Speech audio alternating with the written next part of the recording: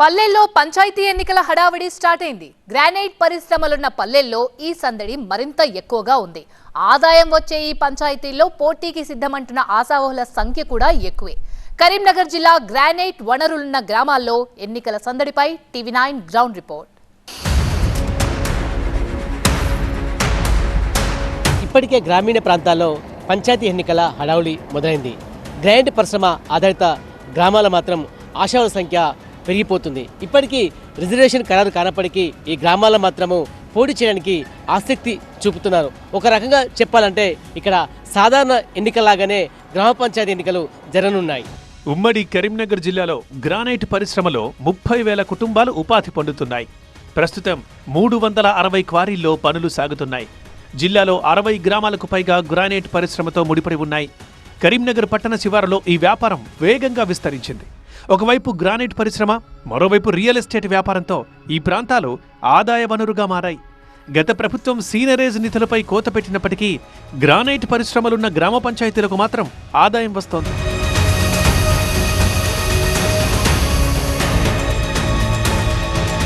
Granite గ్రామ పంచాయతీలుగా పేరు పొందిన ఈ గ్రామాల్లో పోటీ చేయడానికి ఆశావహుల్లో భారీ ఆశలే ఉన్నాయి. డబ్బులుంటేనే ఈ గ్రామాల్లో పంచాయతీ ఎన్నికల బరిలో నిలిచే అవకాశం ఉంటుంది. 2,000 ఓట్లున్న గ్రామంలో కూడా కోట్లు కుమ్మరించాల్సి ఉంటుంది. వ్యాపారస్తుల అండతో లేదా వ్యాపారస్తులే నేరుగా గ్రానైట్ గ్రామ పంచాయతీ ఎన్నికల్లో పోటీకి సిద్ధమవుతున్నారు. మండలం లెవెల్లో, జిల్లా లెవెల్లో పోల్చుకున్నట్టయితే గత 4-5 ఎలక్షన్లలో కూడా మేము చూసినాము. ఇప్పుడు కూడా బాగా కాంపిటీషన్ ఉంటుంది, ఖర్చు కూడా బాగానే ఉంటుంది.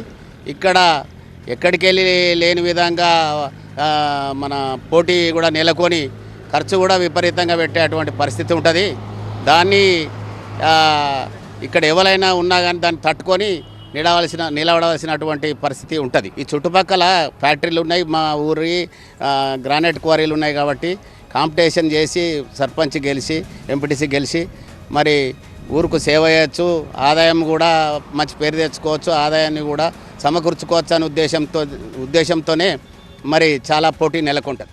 చాలా బాగున్నాయి కాబట్టి కాంపిటీషన్ ఉంటుంది. చాలా మంది పోటీకి నిలబడే ఆసక్తి ఉంటుంది.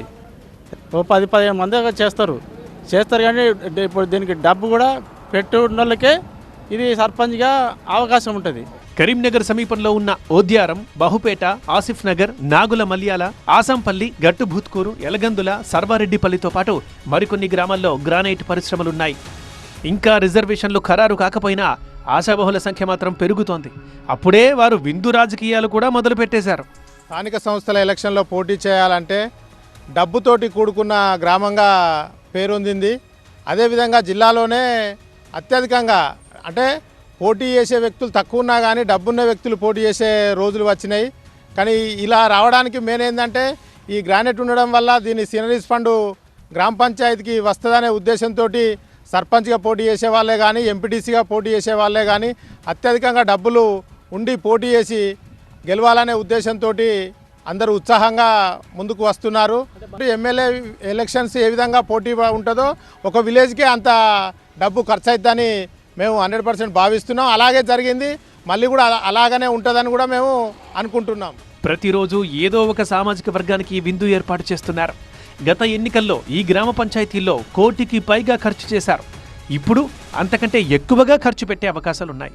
పంచాయతీ ఎన్నికలు పార్టీ ప్రాతిపదికన జరగనప్పటికీ రాజకీయ పార్టీలు ఈ ఎన్నికలపై దృష్టి పెట్టాయి.